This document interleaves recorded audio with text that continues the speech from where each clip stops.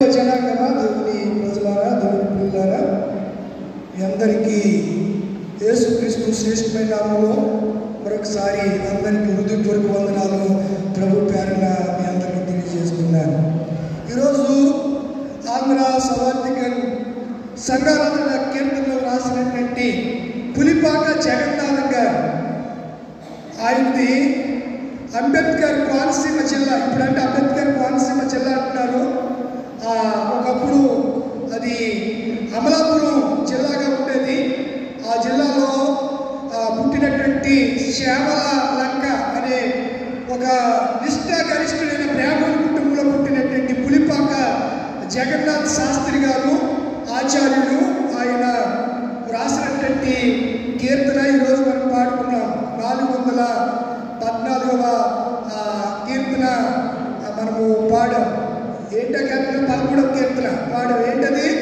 నీవు తోడై ఉన్న చాలు యేసు నిత్యం, అది నాకెంతో మేలు. బ్రాహ్మణుడు కదా, కుటుంబం నుంచి వెలివేశారు, అన్నదమ్ములు కొట్టారు, అక్క చెల్లెళ్ళు అందరూ తోలనాడారు, తల్లిదండ్రులు కూడా ఇల్లు విడిచి పొమ్మన్నారు. అటువంటి పరిస్థితుల్లో స్మితన్ గారు వైజాగ్లో ఉంటుంటే ఆయన అక్కడికి వెళ్ళి అక్కడే వేదాంత విద్యను అభ్యసించి, అంటే బాప్తిస్మం తీసుకుని వేదాంత విద్యను అభ్యసించి అనేక సంఘారాధన కీర్తనలు రాశారు.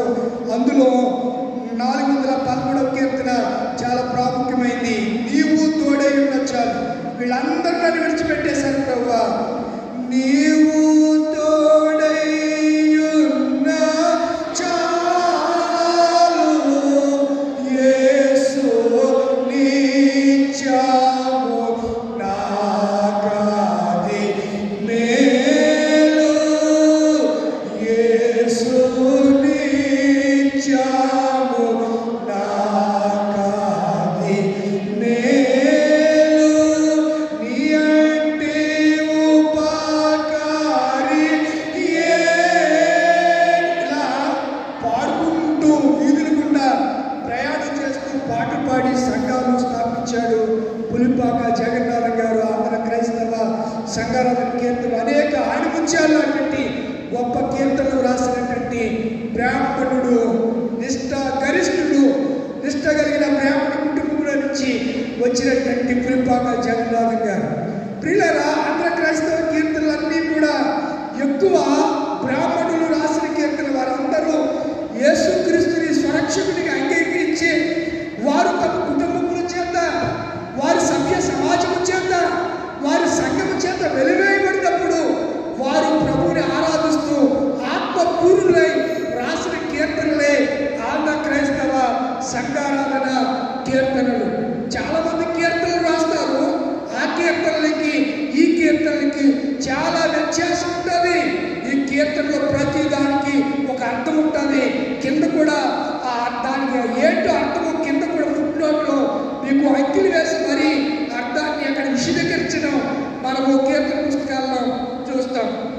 కనుక ఈ దినాన్న ఇలాంటి మహాబహులను, త్యాగధనులను, సంఘ సంస్కర్తలను, సంఘ త్యాగులను మనము జ్ఞాపకం చేసుకోవటం మనకెంతైనా ఆశీర్వాదకరమైన సంగతిని నేను మీకు జ్ఞాపకం చేస్తున్నాను. కనుక ప్రియులారా, కీర్తనలు ఎందుకు విషయాలు చెప్పానంటే, ఈ కీర్తనలు మామూలుగాడు అల్లరచల్లగా తిరిగేవాడు ఏదో రాయాలని పాటలు రచయితలు రాసిన కీర్తనలు కాదు. వారు క్రీస్తుని రక్షకుడిగా అంగీకరించి వారు ఇతర మతస్థులైనా, బ్రాహ్మణులైనా, చౌదరీస్ అయినా, కమ్మవారైనా, రెడ్డివారైనా, ఏ కులస్తులైనా వారు క్రీస్తును విశ్వసించినప్పుడు వారి అనుభవంలో పుట్టుకొచ్చినటువంటి, వారు ఉదయాంతరంగముల నుంచి పెళ్లి పూగినటువంటి కీర్తనలే ఆంధ్ర క్రైస్తవ కీర్తనలు. ఆ కీర్తనలు అందరూ మీరు నేర్చుకోవాలని నేను కోరుతున్నాను. ఇందాక నేను పాడాను, నాతో మీరు పాడలేదు. నేను వచ్చిన కానిచ్చాను మీకు కొత్త కీర్తనలు, సంఘారాధన కీర్తనలే పాడుతున్నాం. నేర్చుకోండి. అందరూ బిగ్గర స్వరంతో గళమెత్తి నోరారా, విశ్రాంతి దినాన్న, పునరుద్ధాన దినాన్న దేవుని సన్నిధిలో గళమెత్తి నోరారా తండ్రి నామ సంకీర్తన చేస్తే దేవుడు మీ సంకీర్తన విని మీ స్తుతి ధూపాన్ని ఆయన అంగీకరించి సియోనులో నుండి నా పరమ తండ్రి మిమ్మల్ని అందరినీ ఆశీర్వదించడానికి ఇష్టపడుతున్నారు. దేవుడు నామ స్తోత్రం కలుగును గాక. ఆమేన్. క్రీస్తునందు ప్రియమైనటువంటి దేవుని పిల్లలారా, ఉన్నట్లుగానే త్రిత్వకాలం 13వ ఆదివారంలోనికి మనము వచ్చేసాము. ఈ 13వ ఆదివారం దినాన శ్రేష్టమైన సంగతులు, కొన్ని సంగతులు త్వరగానే మీకు చెప్పి నేను ముగించాలని నేను ఇష్టపడుతున్నాను.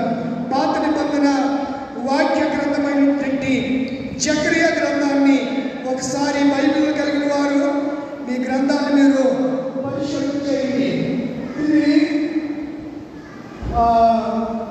క్రీస్తు పూర్వం 552వ సంవత్సరంలో దర్యావేషు ఏలుబడి 2వ సంవత్సరం 8వ నెలలో యెహోవాకు ప్రవక్త అయిన ఇద్దరు పుట్టిన బెరకయ కుమారుడైన జకరియకు ప్రత్యక్షమై సెలవిచ్చింది.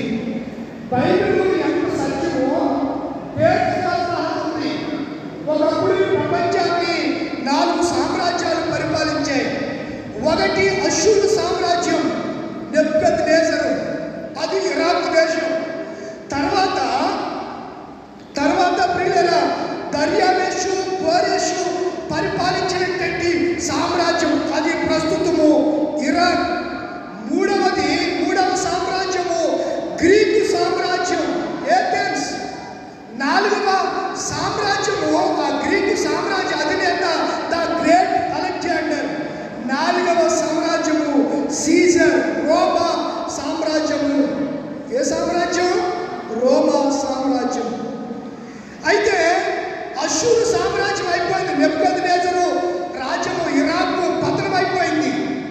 అష్షూరు సామ్రాజ్యం పతనం అయిపోయిన తర్వాత ఇరాన్ ఇప్పుడు దర్యావేషు రాజు పారసీకం అంటే అష్షూరు అంటే ఇరాక్, పారసీకం అంటే ఇరాన్. ఇప్పుడు ఇరాన్కి ఇజ్రాయెల్కి ఏం జరుగుతుంది? యుద్ధం జరుగుతుంది. పారసీక సామ్రాజ్యం అంటే చెప్పండి, ఇరాన్ దేశం ఉందా? ఇప్పుడు ఆ పారసీక దేశాన్ని ఇప్పుడు ఇరాన్ అని పిలుస్తున్నారు. ఒకప్పుడు అష్షూరు నెబుకద్నెజరు పరిపాలించిన ఇరాక్ని అప్పుడు అష్షూరు దేశం అనేవారు, దాన్ని ఇప్పుడు ఇరాక్ దేశం. అది కూడా పతనమైపోయింది. సద్దాం హుస్సేన్ కాలంలో అమెరికా ప్రెసిడెంట్ జార్జ్ బుష్ దాని మీద దండయాత్ర చేశాడు. యుద్ధం చేసి మొత్తం సర్వాన్ని నాశనం చేసి వదిలిపెట్టారు. ఇప్పటికి కోలుకోవడానికి ఇంకా కొన్ని 100 సంవత్సరాలు పడుతుంది ఆ దేశానికి. బలహీనైపోయారు వాళ్ళు. తెలుసు కదా మీకు ఈ సంగతులన్నీ. ఇక్కడ ఎందుకు ఈ విషయాలు చెప్తున్నానంటే, జకరియా గ్రంథము క్రీస్తుకు పూర్వము 558లో రాయబడింది. ఇది బైబిల్లో 38వ పుస్తకం. ఎన్నో పుస్తకం? నేను ఎప్పుడైనా బైబిల్ చదివితే కదా మీకు ఎన్నో పుస్తకం తెలియడానికి. మొత్తం బైబిల్ ఎన్ని పుస్తకాలు ఉన్నాయి? 66. పాత నిబంధనలు ఎన్ని పుస్తకాలు? 39 అమ్మా. పాత నిబంధనలు ఎన్ని పుస్తకాలు? ఎక్కడి నుంచి ఎక్కడికి 39? ఆది కాండం నుంచి మలాకి వరకు, మత్తయి నుంచి ప్రకటన గ్రంథం వరకు ఎన్ని? 27. టోటల్ 66, 66 పుస్తకాలు. ఈ 66 పుస్తకాల్లో పాత నిబంధనలో 39 పుస్తకాలు ఉంటే 38వ పుస్తకము జకరియా గ్రంథం. క్రీస్తుశకము 554 నుంచి 58 మధ్యలో రాయబడిందంట. ఇందులో ఎన్ని అధ్యాయాలు ఉన్నాయి? ఇప్పుడు చూస్తారా? చూడండి మరి. ఎన్ని? 14 అధ్యాయాలు. ఎన్ని వచనాలు ఉన్నాయి తెలీదు. 211 వచనాలు ఉన్నాయి. మనం చదువుకున్నటువంటి 7వ అధ్యాయానికి ఎన్ని వచనాలు ఉన్నాయి? 14 వచనాలు ఉన్నాయి. ఎన్ని వచనాలు ఉన్నాయి? మరి కనీసం ఇందాక ఆయన పౌలు గారు చదివారు కదా, మీరేనా చదివింది? పాత నిబంధన ఆయన చదివాడు. ఆ 7వ అధ్యాయానికి ఎన్ని వచనాలు ఉన్నాయి? ఎన్ని? 7 ఉన్నాయా? 14 ఉన్నాయి. 14 వచనాలు కలిగినటువంటి ఈ 7వ అధ్యాయంలో కొన్ని ప్రాముఖ్యమైనటువంటి సంగతులు నేను మీకు జ్ఞాపకం చేయ ఇష్టపడుతూ ఉన్నాను. జకరియా అనే మాటకు అర్థం ఏంటనగా యెహోవా జ్ఞాపకము చేసుకున్నాను. జకరియా అనే మాటకు యెహోవా యూదుల పేర్లకి ప్రతి దానికి ఒక చక్కని పేరు ఉంటుందనే సంగతిని నేను మీకు జ్ఞాపకం చేస్తున్నాను. 7వ అధ్యాయ 1 వచనాన్ని చదువుతున్నాను. రాజైన దర్యావేషు ఏలుబడి యందు 4వ సంవత్సరము కిస్లేవు అనే 9వ నెల. సంవత్సరానికి ఎన్ని నెలలు? 12 నెలల్లో ఇది ఎన్నో నెల? 8వ నెల. వచ్చే నెలలో కిస్లేవు అనే 9వ నెల 4వ దినము, 9వ నెల 4వ తారీఖు, 9వ నెల 4వ తారీఖున బేతేలు వారు షరాజేరును రెగామేలుకును తమ వారిని పంపి ఇన్ని సంవత్సరాలు మేము దుఃఖించినట్లు 5వ నెలలో ఉపవాసం ఉండి దుఃఖితు రాబోయే మరొక 5 నెలల తర్వాత 5 నెలలు వస్తాయి కదా, 5వ నెలలో మేము మళ్ళా దుఃఖించాలా అని చెప్పి ఎప్పుడు అడుగుతున్నారు? కిస్లేవు అనే 9వ మాసం 4వ దినాన్న వెళ్ళి అడుగుతున్నారంటే ఎవరు అడుగుతారు? చూడండి 3వ వచనం. యెహోవాను శాంతిపరచుటకై మందిరము నద్దనున్న యాజకులను ప్రవక్తలను మనవి చేయగా. ఎవరు అడిగారు ఈ మాటలు? యాజకులు, ప్రవక్తలు. మేము ఉపవాసం ఉండాలా? ఈ యాజకులు, ప్రవక్తలు, ప్రవక్త అయిన జకర్యాను అడుగుతూ ఉంటే జకర్యాకు దేవుని యొక్క వాక్యం ప్రత్యక్షమైంది. సైన్యములకు అధిపతి యొక్క యెహోవా 4వ వచనం. యెహోవాకు నాకు ప్రత్యక్షమై సెలవిచ్చినదేమనగా. దేవుడు మాట్లాడుతూ ఉన్నాడు, దేవుడు సెలవిస్తూ ఉన్నాడు. అట్టగే అక్కడ చూడండి 5వ వచన ప్రారంభంలో దేశపు జనులందరికీ యాజకులకు నీవి మాట తెలియచేయవలెను. యాజకులకు చెప్పడం ఏంటండి? యాజకులకు చెప్పడం ఏంటి? యాజకులు సరైన రీతిలో ప్రజలను నడిపించట్లేదు. ఉపవాస దినాలను ప్రతిష్ఠించలేదు. ఉపవాసం ఉండమని వారు ప్రజలకు చెప్పడం లేదు. ఎందుకు వారు ఉపవాసం ఉండాలో, ఉపవాసం యొక్క మీనింగ్ ఏంటో మీనింగ్లెస్గా వారు బ్రతుకుతున్నట్టు ఆ దినాల్లో దేవుని వాక్యము జకర్యాతో మాట్లాడుతూ ఉంది. యెహోవా జ్ఞాపకం చేసుకున్నాడు, ఆ ప్రజల్ని జ్ఞాపకము చేసుకున్నాడు. జకర్య వేరు, జక్కయ్య వేరు. జక్కయ్య ఎక్కడ కనపడతాడు చెప్పండి? లూకా సువార్త 19వ అధ్యాయంలో కనపడతాడు. జక్కయ్య అంటే అర్థం ఏంటనుకుంటున్నారు? నిర్మలుడు అని అర్థం. జక్కయ్య అంటే నిర్మలుడు అని అర్థం అనే సంగతిని నేను మీకు జ్ఞాపకం చేస్తున్నాను. కనుక దేవుడు సైన్యములకు అధిపతి యొక్క యెహోవా. అందరూ జాగ్రత్తగా కాన్ఫిడెన్స్తో ఉండండి. కాన్సన్ట్రేషన్ అటు ఇటు వెళ్ళకండి. నేను చెప్పేటప్పుడు నా వైపు చూడండి, తల పైకెత్తి వాక్యాన్ని రిఫరెన్స్ చెప్పినప్పుడు బైబిల్ చూడండి. నేను చెప్పే మాటలు బైబిల్ అలా ఉన్నవా లేదో పరిశీలన చేయండి, పరిశీలన చేయండి. దేవుడు గొప్పవాడు. ఆయన వాక్యము 2 అక్షరగల వాడి అయినా ఖడ్గము కీలాత్మలను మూలుగలను విభజించుటకు దూరగలిగి హృదయపు యొక్క తలంపులను ఛేదించగలిగిన పవర్ ఒక వాక్యానికి తప్ప భూమి మీద దేనికి లేదు. ఆలోచనలను సరిచేయగలిగింది దేవుని యొక్క వాక్యం. మన దేవుడు మన పరిస్థితుల్ని మార్చగలిగిన వాడు, మన స్థితిని మార్చగలిగిన వాడు, మన స్థితిని ఆయన చూస్తున్నవాడు. మనం ఎలాంటి పరిస్థితుల్లో మనం ఉన్నామో సమస్తాన్ని ఎరిగినటువంటి దేవదేవుడు, సర్వశక్తిమంతుడు, మన ఆరాధిస్తున్న పరలోకపు తండ్రి దేవునామ స్తోత్రం కలుగునుగాక. ఆమేన్. కనుక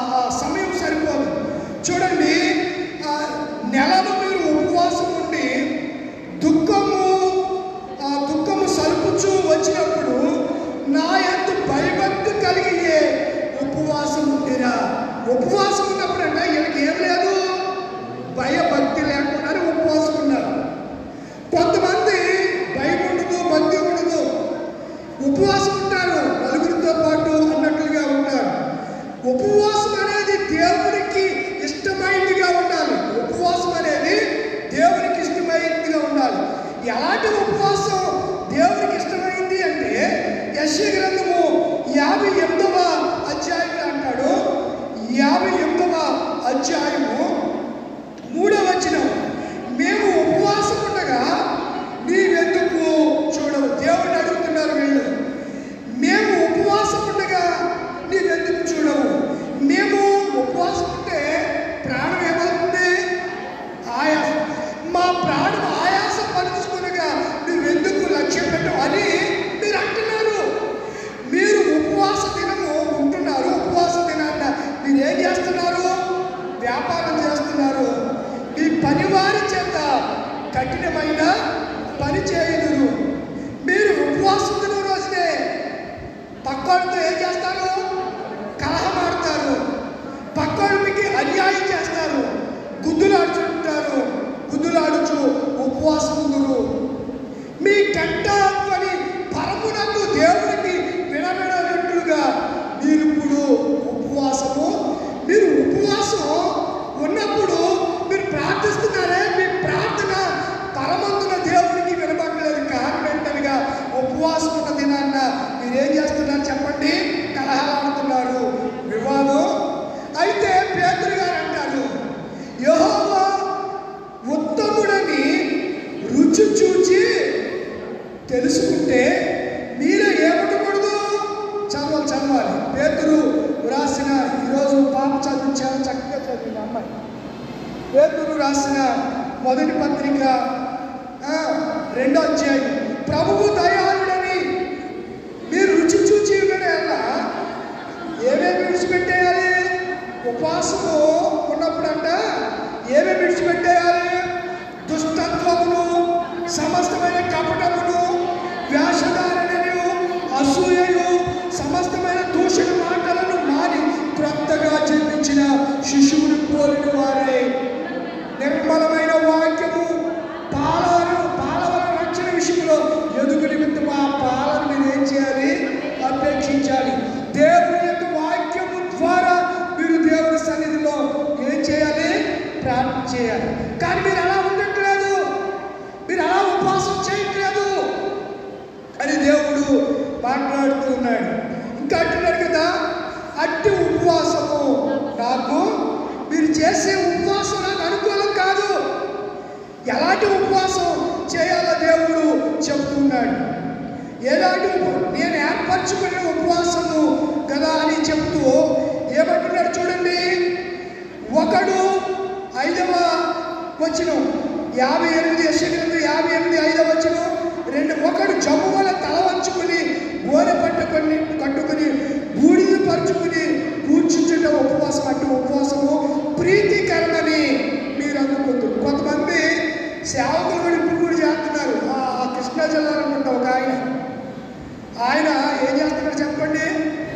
పూర్వం వాడు గోనె పట్టు కట్టుకున్నారు. శ్రమలు శోధనలు వస్తున్నప్పుడు దేవుణ్ణి ప్రసన్నం చేసుకోవడానికి, దేవునికి ఉపవాసం అంటే ఉపేక్ష, వాసం అంటే దగ్గర, దేవునికి దగ్గర అవడానికి, తెగిపోయిన సంబంధాన్ని, దేవునికి దూరమైనటువంటి బంధాన్ని దగ్గర చేసుకోవడానికి, కలుపుకోవడానికి ఆ దినాల్లో వారు ఉపవాసం ఉంటూ ఉండేవారు. ఇప్పుడు ఏమంటున్నాడు? ఇప్పుడు దేవుడు మనలోనే ఉన్నాడు. కదిలే ఆలయాలు మనమే. అందుకే పేతురు ఏమంటాడు? మీరు సజీవమైన రాళ్ళు, కదిలే ఆలయాలు మీరు. సజీవమైన రాయి, లివింగ్ స్టోన్. ఇంగ్లీష్లో సజీవమైన రాళ్ళు మనం. ఆయన సజీవమైన రాయి, మనము సజీవమైన రాళ్ళ వలె ఆత్మ సంబంధమైన మందిరముగా కట్టబడుచున్నాము. అర్థమవుతుందా? అర్థమైన వాళ్ళందరూ ఒకసారి ఆమె చెప్పండి. దేవునామ స్తోత్రం కలుగునుగాక. ఆమేన్. మనం ఎవరు చెప్పండి? ఆత్మ సంబంధమైన మందిరాలం. ఇప్పుడు దేవుడు మనలోనే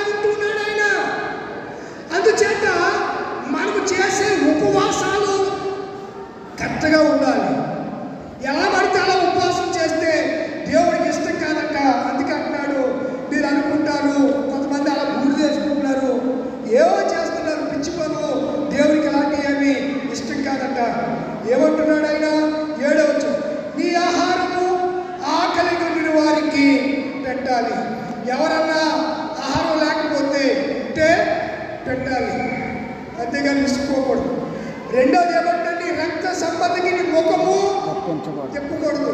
నీ రక్త సంబంధి, నీ పెదనాన్న కొడుకో, నీ చిన్నాన్న కొడుకో, నీ అక్క కొడుకో, నీ అన్న కొడుకో, నీ తమ్ముడు కొడుకో, నీ పెదనాన్న చిన్నాన్న, ఇలా నీ రక్త సంబంధి బిడ్డలు ఎవరైనా ఆహారం కొరకు వస్తే నీ రక్త సంబంధికి ముఖమేమి ఇప్పుడు వచ్చాడు బాబా, వచ్చాడు అని చెప్పి ముఖమంట తిప్పుకోకూడదంట. తర్వాత ఏమంటున్నాడు?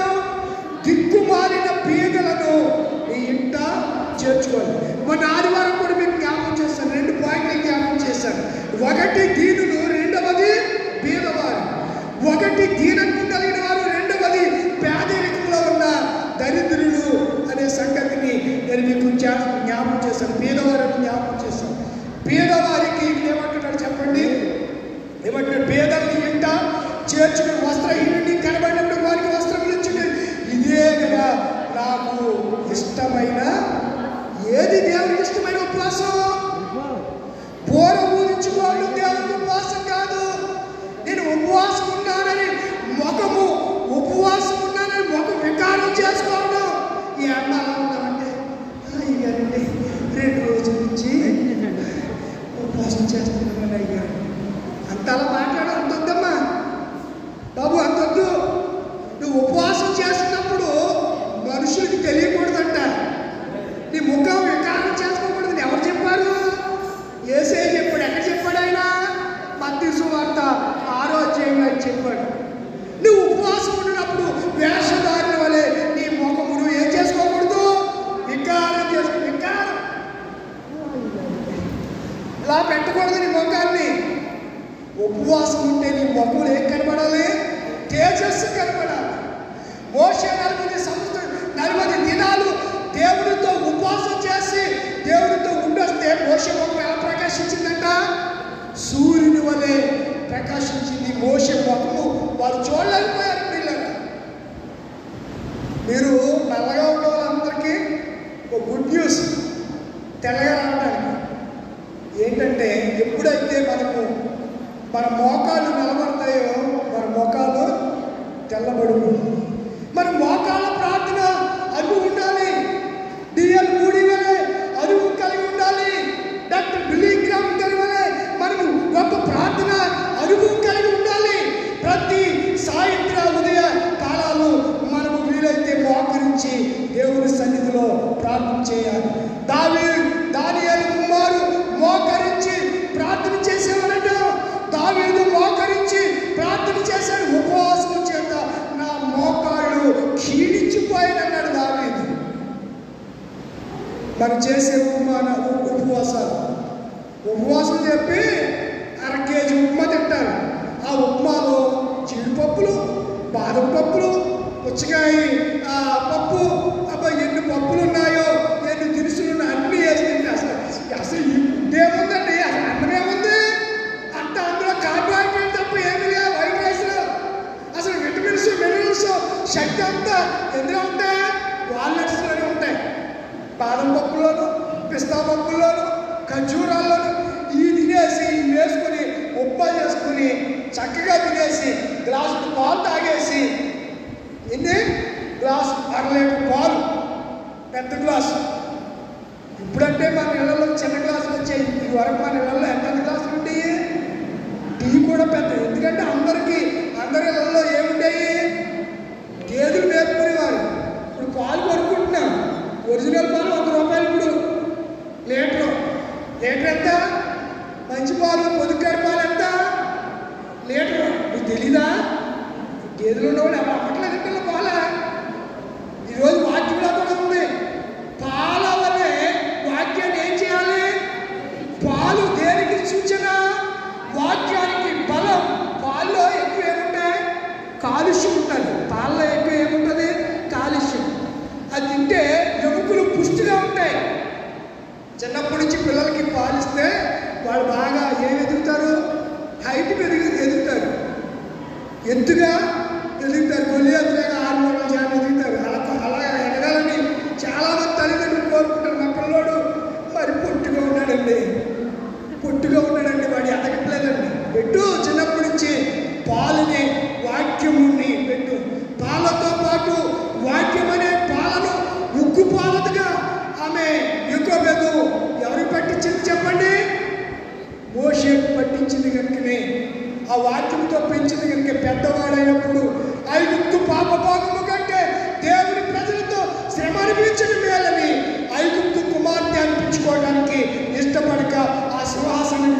విడిచిపెట్టేసి ఎవరి మధ్యకి వెళ్ళిపోయాడు చెప్పండి? ఇశ్రాయేలీయులైన తన స్వకీయులైన ఇశ్రాయేలు మధ్యకు వెళ్ళిపోయాడు. వారి కష్టాలను కళ్ళారా చూశాడు, వారి బాధలను చూశాడు, వారి యొక్క శ్రమలను చూశాడు. చూసి వారితో పాటే శ్రమలు అనుభవించాలని ఆశపడినటువంటి గొప్ప మనసు కలిగినటువంటి వాడు దైవజనుడైన మోషే. మోషే అనగా నీటి నుంచి తీయబడిన వాడు. మరొక లేఖను సెలవిస్తుంది, అది కళంకమైనను మచ్చైనను డాగైనను మరొకటి ఏదైనను లేకుండా వాక్యము చేత ఉదక స్నానం చేసి సంఘాన్ని పవిత్రపరుస్తున్నాడు సర్వశక్తిమంతుడైన దేవుడు. దేవుని స్తోత్రం కలుగును గాక. వాక్యము నీరుకు కూడా సాదృశ్యమే. నీరు మన దాహాన్ని ఏ రీతిగా అయితే తీరుస్తుందో, ఈ ఆత్మకు అవసరమైనటువంటి దాహాన్ని తీర్చగలిగింది కేవలము దేవుని యొక్క వాక్యము, దేవుని మాటలను నేను మీకు జ్ఞాపకం చేస్తున్నాను. ఏదో నామకార్థంగా ఉపవాసం ఉండకండి. ఉపవాసం ఉంటే ఏమి చేయాలో దేవుడు చెప్పాడు. చెప్పిన రీతిగా మీరు ఉపవాసం ఉండాలి అని నేను మీకు ఎలా ఉపవాసం ఉంటానంట, స్వస్థత మీకు శీఘ్రముగా చదవండి. 58:8 వచ్చిన తర్వాత లైన్ల కిందకు వచ్చేస్తే, స్వస్థత నీకు శీఘ్రముగా లభించును, నీ నీతిని ముందర యెహోవా మహిమ నీ సైన్యపు వెనకటి భాగములో కావలి కాయ. ఇశ్రాయేలు ప్రజలను తరుముదాకి ఎవరు వస్తున్నారు చెప్పండి? ఫరో సైన్యం. దేని మీద వస్తున్నారు? ఇనుప రథాల మీద వస్తుంటే ఆ సైన్య రథాధిపతులకి దేవుడు ఏం కలిగజేశాడంట? గాఢ నిద్ర కలిగజేశాడంట. ఏం కలిగజేశాడు? నిద్ర వచ్చినాడు ఏం తోస్తాడండి? నిద్ర వచ్చినాడు బండి డ్రైవ్ చేయగలడా? ఒకవేళ చేస్తే ఏమవుతుంది? అసలే ఎర్ర సముద్రం మధ్య మార్గంలో వెళ్తున్నారు వాళ్ళు.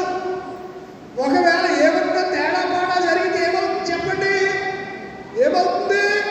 ఎర్ర సముద్రంలోకి దేవుడు చెప్పకుండానే వారు వెళ్ళిపోతారు.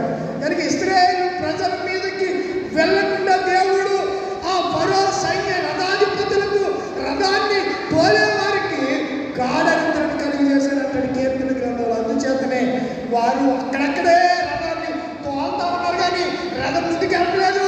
వీళ్ళకి నిద్ర వచ్చేస్తుంది. ఇంకో విషయం మీకు చెప్పరా? ఇంకో విషయం చెప్పమంటారా? అద్భుతంగా ఉంటారు. యేసు ప్రభు వారు గెత్సేమనే తోటలోకి వెళ్ళి ప్రార్థన చేస్తుంటే వీళ్ళు ఏం చేస్తున్నారు చెప్పండి? నిద్రపోవద్దని చెప్పాడు, నిద్రపోమని చెప్పాడు యేసయ్య. మెలకువగా అంటే నిద్రపోకుండా మీరు ఏం చేయాలి? మరి ఏం చేశారు? ఎందుకు నిద్రపోయారు? ప్రశ్న.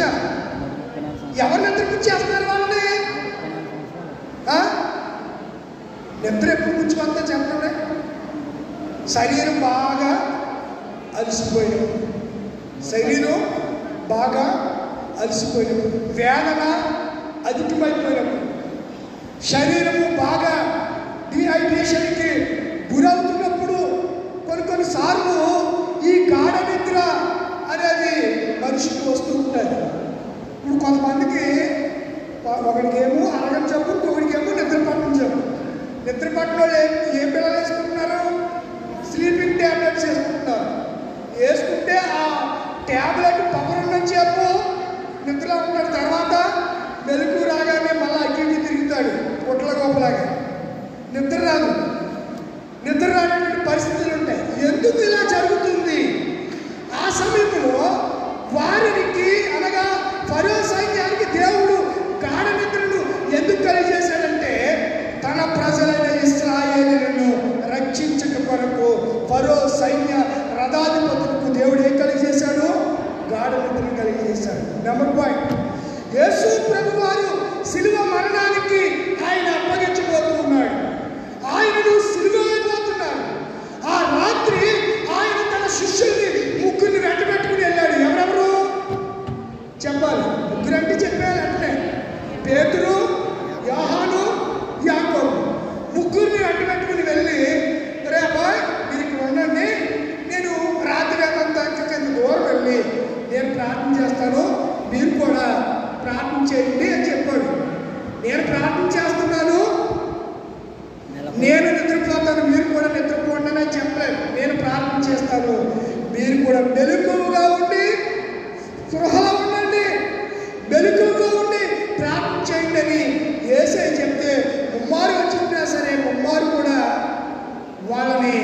అపవాది ఏం చేశాడు?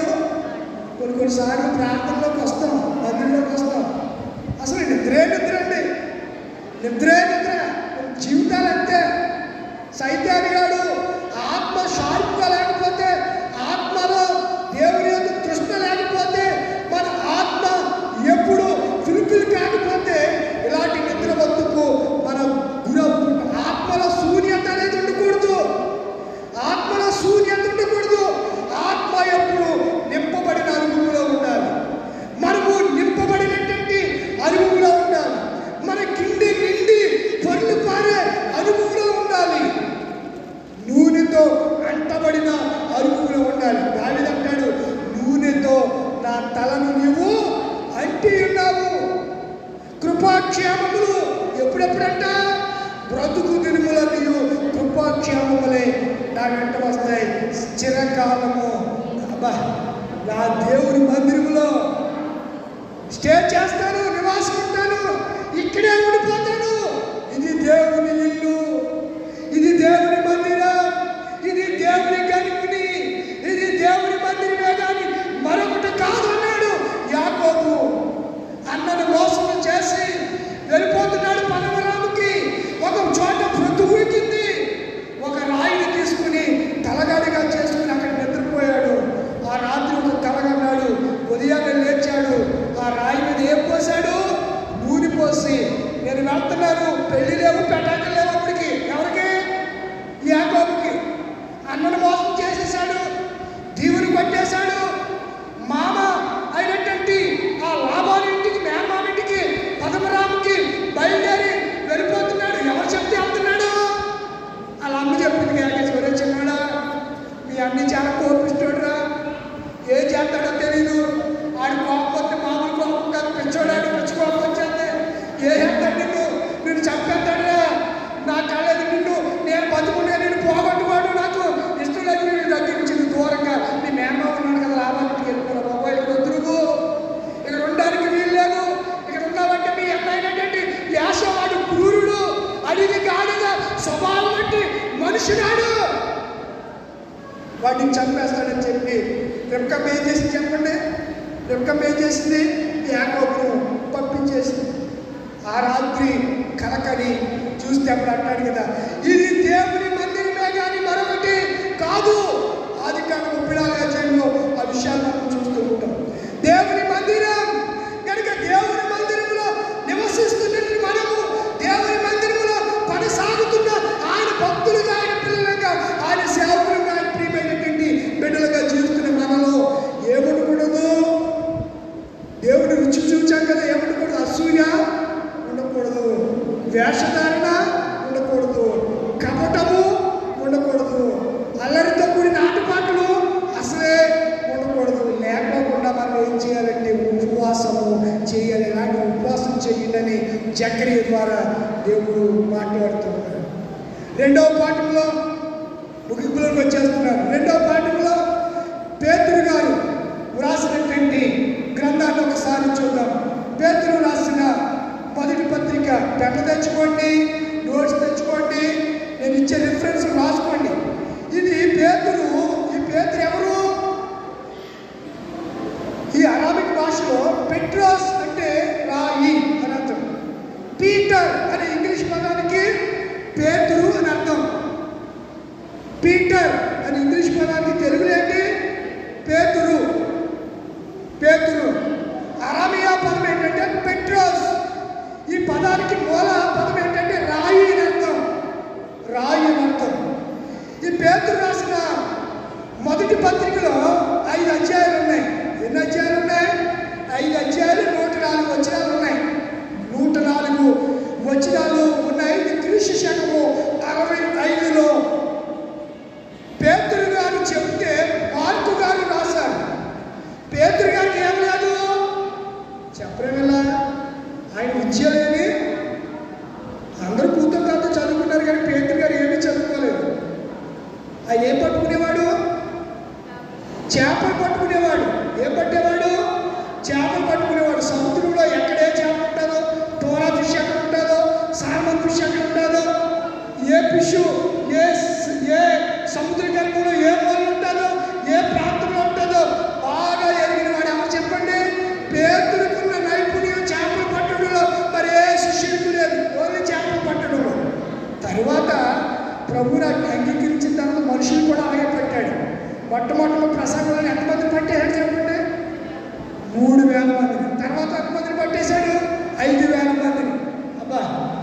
చదువు లేనివాడు, మాట్లాడు చేతకానివాడు, ఏం మాట్లాడాలో తను తెలియకుండానే కొన్నిసార్లు మాట్లాడిన వ్యక్తి సంఘ సంస్కర్తగా పెంతుకొస్తూ నిలబడి ప్రసంగం చేస్తే 3000 మంది ఆ పేతురు గారు రాసినటువంటి పత్రిక ఎలా రాశాడంటే, పేతురు గారు చదువులేదు కదా, మార్కు గారు ఉన్నారు, ఆయనతో పాటు ఎవరున్నారు, మార్కు బాగా విద్యావంతుడు, బాగా చదువుకున్న వ్యక్తి.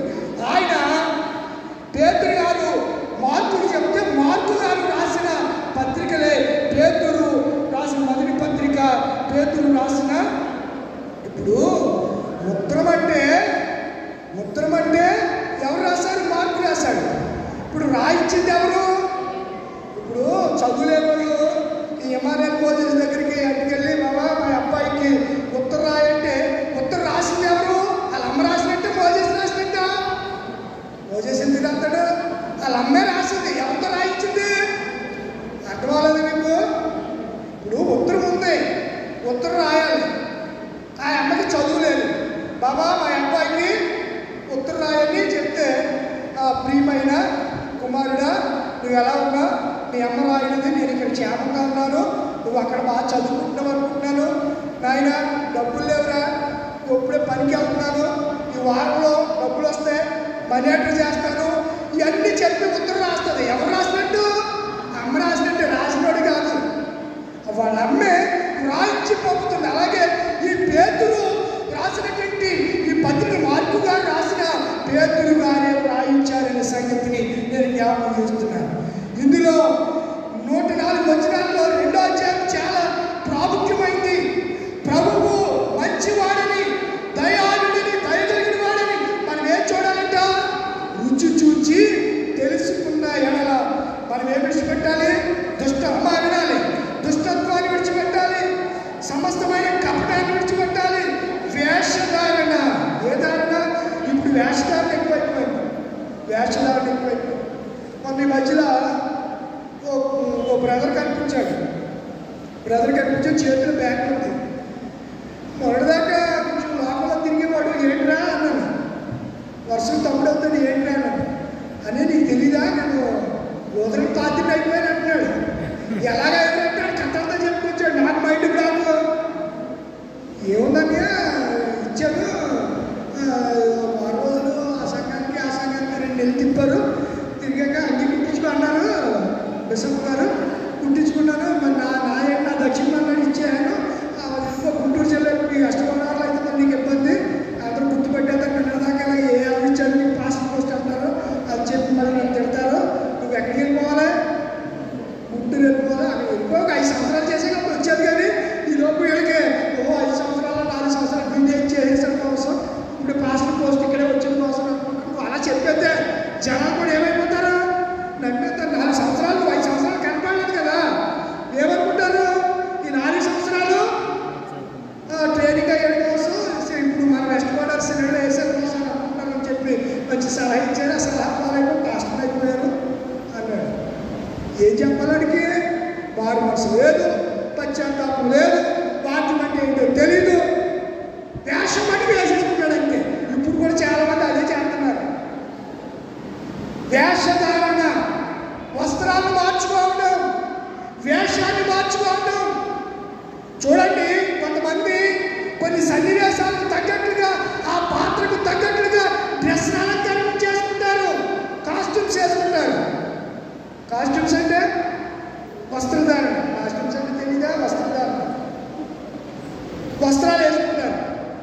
అయిపోయిన తర్వాత ఆ సినిమాలో యాక్ట్ చేసిన తర్వాత ఆ బట్టలు పట్టుకుని ఇంటికి వచ్చేందుకు ఏం కుదరదు. ఎవరికి ఇచ్చేయాలి? ఆ ప్రొడ్యూసర్ ఉంటాడు, ఆ నిర్మాత ఉంటాడు, ఆ డైరెక్టర్ ఉంటాడు. అన్నీ కూడా మళ్ళీ నీ శరీరం మీద ఏవైతే వేసుకుని తిప్పుకున్నావో తిప్పుకున్నాయన్నీ అక్కడ ఇచ్చేసి రావాలి. అన్నీ కూడా ఇచ్చేసి రావాలి. ఇప్పుడైతే అలా ఇవ్వసం లేదులే. ఇక్కడ వేషం వేరు, అక్కడ వేషం వేరు. అలాంటి వేషధారణ ఉండకూడదు అంటున్నాడు దేవుడు. వేషధారణ మాని అసూయ. కొంతమందికి అసూయ అండి. పక్కవాడు పాట పాడుతుంటే ఇంకొకటి పాట పాడు, ఇదేం దేవసాల ముందో నాకు అర్థం కాదు. మైకులో పాట పాడుతుంటే పాట పాడతాలేదు. ఈ అసూయ అనేది మనం అసలు అసూయ క్యాన్సర్ వ్యాధి లాంటిది. క్యాన్సర్ ఉంటుంటే ఏమివ్వాలి? కిమో చేయాలి. కిమోథెరపీ చేస్తే గుండె మీద ఎంటుకలు ఊడిపోతాయి, కంట్రెంపులు ఎంటుకలు ఉంటాయి, ముక్కు మీద మూతి మీద ఉన్న మేసాలన్నీ ఎంటుకలన్నీ రాలిపోతాయి. ఏమిస్తేనే క్యాన్సర్ వ్యాధికి కిమో ఇస్తే ఒక్క ఎంటుకు కూడా ఉండదు, బోడిగుండు అయిపోతుంది. అసూయ కూడా అలాంటిదే. అసూయ అనేది చాలా భయంకరమైన వ్యాధి. అది అసూయ పక్కోడు పచ్చగా ఉంటే ఓలే ఆయన బాగున్నాడు, రేపో బాబు దేవుడు నన్ను కూడా అలా పచ్చగా ఉంచుతాడు, ఆశీర్వదిస్తాడు, నన్ను కూడా దీవిస్తాడు. వాడు దీవించిన దేవుడు నన్ను దీవించడా? వాడికి పాటలు పాడే తలాంతి ఇచ్చిన వాడు నాకెందుకు ఇవ్వడు? నేను ఆయన దృష్టికి ఇష్టడు కాదా అని ప్రార్థన చేసినప్పుడు దేవుడు కూడా నీకు కూడా అలాంటి కృపణిస్తాడని నేను జ్ఞాపకం చేసుకుంటాను. ఇక్కడ అంటున్నాడు కదా, ఏమంటున్నాడు అనగా యేసుక్రీస్తు ద్వారా 5వ వచనం, యేసుక్రీస్తు ద్వారా దేవునికి అనుకూలమగు ఆత్మ సంబంధమైన బలులను అర్పించడంతో పరిశుద్ధ యాజకులుగా ఉండినట్లు మీరు సజీవమైన రాళ్ల వలె నుండి ఆత్మ సంబంధమైన మందిరముగా కట్టబడు. ఈ కట్టబడుతున్న మనలో మనం దేవుడు ఎక్కడి నుంచి పిలిచాడంట? 9వ వచనం, అయితే మీరు చీకటిలో నుండి ఆశ్చర్యకరమైన క్రీస్తు వాక్యమునే వెలుగులోనికి మిమ్మల్ని పిలిచిన దేవుడు ఎలాంటి వాడంట? చూడండి, వెలుగు మిమ్మల్ని పిలిచిన దేవుడు పిలిచిన వారి గుణాతిశయములను ప్రచురము చేయు నిమిత్తము మనం ఎవరు చెప్పండి? ఏర్పరచబడిన వంశం. దేవుడు నామ స్తోత్రముగా కాలమే. మనం అందరము దేవుడు మనల్ని ఏర్పాటు చేసుకున్నాడు, దేవుడు మనల్ని నియమించుకున్నాడు, ఏర్పరచబడిన వంశమును. తర్వాత ఏ సమూహం? మనం రాజులైన యాజక సమూహం. మనం అందరం కూడా పరిచర్య చేయాలి. ఇప్పుడు యాజకులు అనేవాడు ఎవరు లేరు, అందరూ యాజకులే. యాజకులైన రాజులైన యాజక సమూహమును, పరిశుద్ధ జనమును, దేవునికి సొత్తైన ప్రజలై ఉన్నారు. ఒకప్పుడైతే ప్రజగా ఉండగా ఇప్పుడు దేవుని ప్రజ అయితే, ఒకప్పుడు కనికరింపబడక ఇప్పుడు కనికరింపబడిన మన అందరము రాజులైన యాజక సమూహము, దేవుని సొత్తైన ప్రజలు, పరిశుద్ధ జనాంగం. దేవుని నామ స్తోత్రం కలుగునుగాక. ఆమేన్. పరిశుద్ధులుగా దేవుడు మనల్ని తన రక్తము చేత, నిర్దోషమైన కళంకము లేని గొర్రెపిల్ల రక్తము చేత మనల్ని పవిత్రపరిచి ఆత్మ సంబంధమైన మందిరాలుగా మనం కట్టాడు. కదిలే ఆలయాలం మనం, లివింగ్ స్టోన్, సజీవమైన రాళ్ళం మనం. దేవుడు చెబుతూ మనము ఒకవేళ ఈ ఆత్మ సంబంధమైన మందిరాలుగా మనం ఉండకుండా ఉంటే ఒక రాయి అంట, ఆ రాయి మూలకు తలరాయి అంట. ఆ రాయిని అందరూ నిషేధించారట, అది మూలకు తలరాయి అయిందని. ఆలోచన, ఇదిగో నేను ముఖ్యమును ఏర్పరచబడిన అమూల్యముకు మూలరాతిని సియోనులో స్థాపించున్నాను. ఆయన విశ్వాసం ఉంచువాడు ఏం చేయడు? సిగ్గుపడు. దేవుని యొక్క విశ్వాసం ఉంచితే మనం ఏం పడవు? సిగ్గుపడు. కనుక ఒక ఆమె దేవుని యొక్క విశ్వాసం ఉంచింది. వాళ్ళందరూ ఏంటనుకున్నా ఆమెకు సిగ్గు లేదు. యెరూషలేము దేవాలయంలో 13 కానుక బాక్సులు ఉండేవి. ఎన్ని బాక్సులు ఉండేవి? 13 కానుకల బాక్సులు ఉండేవి. 9 బాక్సులు, మీకు ఎవరో ఇష్టం చెప్పరు, 9 బాక్సులు దేవాలయ పని కొరకు కానుకలు సేకరించడానికి 9 ఉంటే, పేదవారి అక్కర్లు ఇవన్నీ తీర్చడానికి 4 బాక్సులు ఉండేవి, కానుకల బాక్సులు. ఆ బాక్సు మీరు సెక్స్ ఫోన్ ఎప్పుడైనా చూసారా? సెక్స్ ఫోన్ అంటే ఆ ఫోను ఇలా పైకి ఉండి ఇలా ఉంటుంది, ఇలా ఉండి ఇలా ఉండి ఎస్ మాదిరిగా ఉంటుంది, ఎస్ మాదిరిగా ఉంటుంది. ఇప్పుడు యెరూషలేములో ఉన్నటువంటి కానుకల బాక్స్కి మూతు కింద వెడల్పుకోండి, ఇలా ఇలా ఉండి ఇలా ఉండి ఇలా ఉండేది. ఇప్పుడు ఇలా కానుక వేస్తే ఇది పొడవుగా గొట్టంలాగా ఉండేది.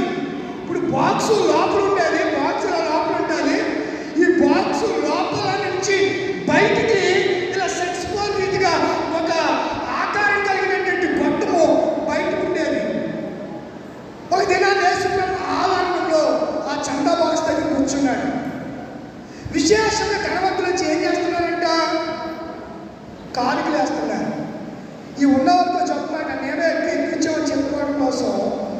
ఇదేమో బాచక్రం ఉంటుంది కదా, ఇది పై ఉంటుంది కదా. ఆ దినాలు ఏముండేవి?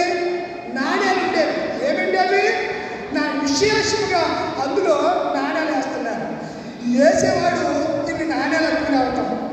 ఒక్కొక్క నాడు ఈ పట్టులను సౌండ్ చేసుకుంటూ వెళ్ళి టింగుమని శబ్దం చేస్తూ అందులో పడేది. మీరు పైనుంచి చేస్తే కింద బాక్సులు పెడితే ఏమొస్తుంది?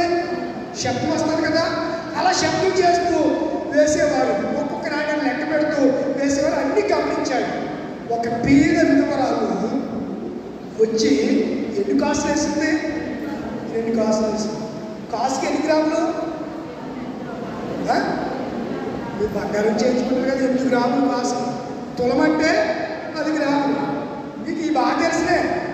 అబ్బో అమ్మాయిలు కొంటా ఉంటారు కదా బంగారం, మీకు ఈ బాగా తెలుసు. తులము లేకపోతే గ్రాము ఎన్ని మీకు 10 తులము లేకపోతే ఇలా విషయాలు మీకు బంగారం గురించి మంచి అవగాహన. వెరీ గుడ్, మంచిదే, ఉంటే మంచిదే. నేను మిమ్మల్ని ఏమి కాదంటే తప్పట్లేదు. సరే, ఆమె ఎన్ని కాసులు వేసింది? యేసుప్రభువు ఏమన్నాడు? ఈమె తన జీవనమంతయు, వీళ్ళు తమ కలిగి దాంట్లో వేసారు కానీ ఈమె ఉన్నదాంట్లోంచి ఉన్నదంతా వేసేసింది. ఇంకేం ఉంచుకోలేదు. రేపటి గురించి చింతలేదు. రేపు ఎలాగా ఈ నాణ్యముంటే రేపు ఏదో ఖర్చు వస్తాయి కదా అని ఆమె అనుకోలేదు. అందుచేత యేసు ప్రభు వారిని పిలిచి అన్నాడు తన శిష్యులతో, ఈమె తనకు కలిగినంత తన జీవమంతయు వేసి. కనుక దేవుడికి ఇవ్వడానికి ధనవంతులు అయి ఉండాల్సిలా, ఇవ్వాలనే మనసుంటే సరిపోతుంది. ఇచ్చింది ఎవరు మనకి? దేవుడే. ధనవంతులకి ధనమిచ్చేది దేవుడే, పేదవారిని కూడా పోషించేది కూడా దేవుడే. ధనవంతుడు తినేదేదో పేదవాడు కూడా అదే తింటున్నాడు. వాడు తినేదే నీవు తింటని పరలోకపు తండ్రి నిన్ను పోషిస్తున్నాడు. ఆమె పీద విధవరాలైనప్పటికీ పిల్లరా ఏం చేసింది చెప్పండి? చెప్పాలి. ఏం చేసింది? తన జీవనాన్ని అంతా ఎదిలేసింది. కానుకల పెట్టులేసింది. దేవుడు ఆమెను ప్రశంసించాడు, మెచ్చుకున్నాడు. ఈ పేద విధవరాలు అందరికంటే ఎక్కువ వేసినని వారితో చెప్పాను. మార్కు సువార్త 12వ అధ్యాయము 41 నుంచి 44 వచ్చిన భాగంలో పేద విధవరాలు వేసిన కానుక. ఆమెలో ఏమి లేదు? కపటం లేదు. ఆమెలో ఏమి లేదు? ద్వేషం లేదు. రేపటి గురించి చింత లేదు. అసూయ లేదు. ఏమి లేక నిస్వార్థమైన మంచి మనస్సు కలిగినదై ఉన్నదానిని దేవుడికి ఇచ్చింది. మనము కూడా మనకు కలిగి ఉన్న దానిని ఎవరికి ఇవ్వాలి? దేవుడికి ఇవ్వాలి. అన్నిటికంటే ఆయన నీ హృదయాన్ని కోరుతున్నాడు. అంతే తప్ప నువ్వు చేసే ఉపవాసం ఆయనకు అవసరం లేదు. నువ్వు చేసే భక్తి యొక్క ప్రసన్నత, భక్తికి విలువ కలిగి చేసే భక్తి కూడా ఆయనకు అవసరం లేదు. భక్తిలో త్యాగం ఉండాలి. భక్తిలో విధేయత ఉండాలి. భక్తిలో స్వార్థం అనేది ఉండటానికి వీలు. అలాంటి భయభక్తులు కలిగిన పరిశుద్ధమైన జనాంగముగా ఉండాలనే దేవుడు ఆంధ్ర సవార్థికన్ ఎపిఫానియా ఈ లూథరన్ గొల్లపూడి సంఘములో పితరులు స్థాపించిన సంఘములో దేవుడి దినాన నువ్వు ఈ రీతిగా మందిరంలో ఉండి కూర్చొని దేవుడిని ఆరాధించుకోవడానికి దేవుడు ఈ కాలంలో ఈ జనరేషన్లో దేవుడు నీకు అవకాశం ఇచ్చాడు. దీని వెనక దేవుని యొక్క అద్భుతమైనటువంటి ప్రణాళిక, దేవుని యొక్క అద్భుతమైన సంకల్పం ఉంది ప్రియులారా. ఇదేదో యాదృచ్ఛికంగా జరిగింది కాదనే సంగతిని జ్ఞాపకం చేస్తున్నాను. దానికి నేను 3 విషయాలు చెప్పాను. ఉపవాసం అంటే ఎలా ఉండాలి? మనం కలిగిన దాన్ని పేదలకు పెట్టాలి. ఉపవాసం చేసే మనం ఎలా ఉండాలి? సజీవమైన రాళ్ళ ఆత్మ సంబంధంగా కట్టబడాలి. మనలో కల్మషం అవేవి ఉండడానికి వీలేదు. 3వది ఉపవాసము దేవుని భక్తి కలిగినటువంటి ఆ పేద విధవరాలు అంటే ఆమె భర్తను కోల్పోయింది. విధవరాలు ఎవరు పోషిస్తారని ఆలోచించలేదు. ఉన్న 2 కాసులు పట్టుకుని వెళ్ళి దేవుని మందిరంలో కానుకల బాక్స్లో వేసింది.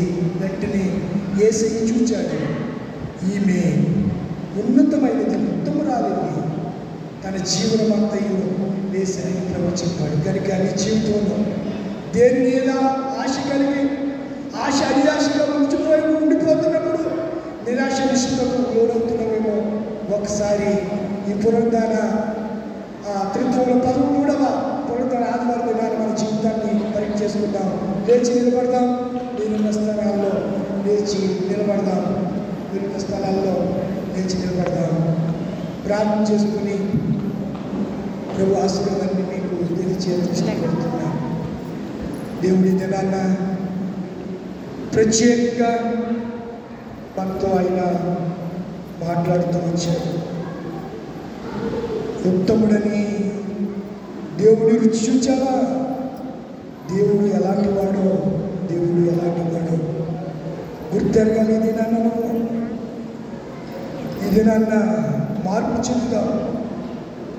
ప్రఖ్యాత దైవజనుడు సువార్త గాయకుడు చుట్టికి ఆశీర్వాదం అని ఒక ఆయన ఈ మధ్యకాలంలోనే కాలం చేశాడు. మన దేవుడు బ్యాక్గ్రౌండ్ ఈ మధ్యలోనే ఆయన కాలం చేశాడు. కనుక మనం కూడా మార్పు చెందుదాం. మార్పు చెందుదాం. మన ప్రాణము పోకడెప్పుడో మనకు తెలియదు. కనుక ఉన్న కాలంలోనే దేవునికి అనుకూలంగా జీవితే అనుకూలమైన సమయం. మార్పు చెందుదాం. మార్పు చెందవా నీవు, మార్పు చెందవా, నీ బ్రతుకు మార్చుకోవా, నీ బ్రతుకు మార్చుకోవా.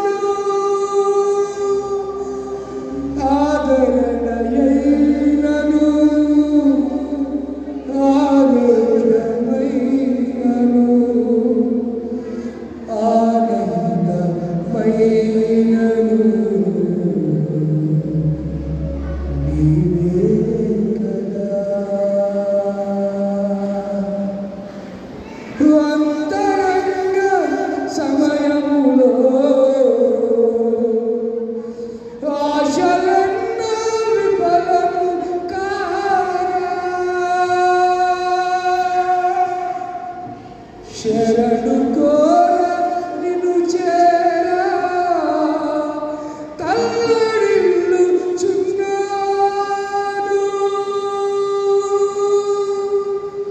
ఆధారమైనను ఆశ్రయమైనను యేసయ్యా ఆధారమైనను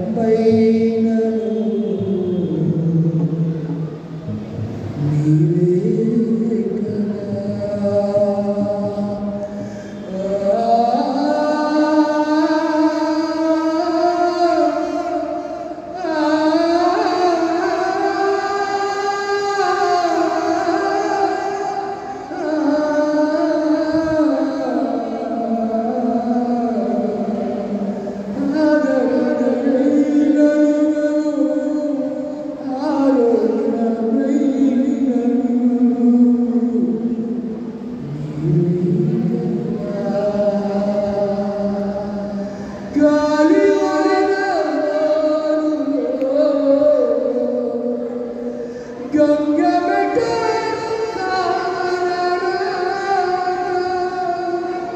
మధ్యాహ్నకాల సమయంలో శ్రమస్సుల చేత కొట్టబడుతున్నావు. ఆర్థిక సమస్య, ఆరోగ్య సమస్య, ఇంకా వివాహం కావట్లేదు బాగా. నా బిడ్డలకు ఇంకా వివాహం కాదు, తగిన భాగస్వామి రాలేదు, తగినటువంటి సమయోచితమైన జోడి కుదరలేదు. అప్పుల బాధలు నన్ను ఇబ్బంది పెడుతున్నాయి. ప్రభువా ఒకసారి కనికరించవయ్యా. నేను ఎన్నోసార్లు ఉపవాసం ఉంటున్నాను, కానీ ఉపవాసం ఎలా ఉండాలో అలా ఉండలేదు. ఉపవాసం ఉంటునే బుద్ధులు ఆడుతున్నాను, నా భర్తతో దెబ్బలాడుతున్నాను, నా బిడ్డలతో జగడమాడుతున్నాను, నా ఇరుగు వారితో, నా అత్తమామతో, నా తోబుట్టువులతో నేను జగడమాడుతున్నాను. గాలి వారు ఓరులో అటు ఇటు పట్టబడుతున్నాను. గమ్యం ఏమిటో తెలియలేక గురి లేకుండా బ్రతుకుతున్నా. నా జీవితం గురి అయిన నీ ఎందుకు నేను వచ్చాను. ఈ మధ్యాహ్నం కలిసి జ్ఞానం చేసుకోండి. హృదయంలో బలమైన తీర్మానం చేసుకోండి. ప్రార్థన చేస్తూ పరిశుద్ధుడా పరమ తండ్రి చేయాలి. ఏమండి బిడ్డలు జ్ఞాపకం చేసుకోండి. వారి గురి కలిగి జీవించడానికి, పరిశుద్ధాత్మ ప్రేరణ కలిగి ఉండడానికి దయచేయండి. సజీవమైన రావాలి నిజమైనటువంటి భక్తి, అంకిత భావము, ప్రేమ కలిగి జీవించడానికి దయచేయండి. వారి ఆర్థిక సమస్యల నుంచి, వారి అప్పు బాధల నుంచి, వారి అనారోగ్య సమస్యల నుంచి, వారి ప్రయాణంలో రాకపోతున్న సమస్యలు తోడండి. నేతృత్వంలోని 13వ ఆదివారమైన నీ దాసుడు నీ బిడ్డల పక్షంగా చేసిన విజ్ఞాపన ప్రార్థన మీరు ఆలకించి ఒక్కొక్కరిని అభిషేకించి, పరిమళ తైలము చేత వీరిని అభిషేకించి సువాసన కలిగిన జీవితాలు వీరి జీవితాలు మార్చండి. ఈ దినం మొదలుకొని ప్రభు ఆశీర్వాదకరమైన మేళలు వీరి జీవితాలు మీరు చూడాలి, అద్భుతాలు చూడాలి. అట్టి కృప మీరు అందరికీ అనుగ్రహించి దీవించి ఆశీర్వదించి బలపరచమని యేసునామములో అడుగుచున్నాను పరమ తండ్రి. ఆమేన్. సమస్త జ్ఞానం ఇచ్చిన దేవుని సమాధానము యేసుక్రీస్తు వల్ల మీ హృదయములకు తలంపులకు కావలి ఉండును గాక.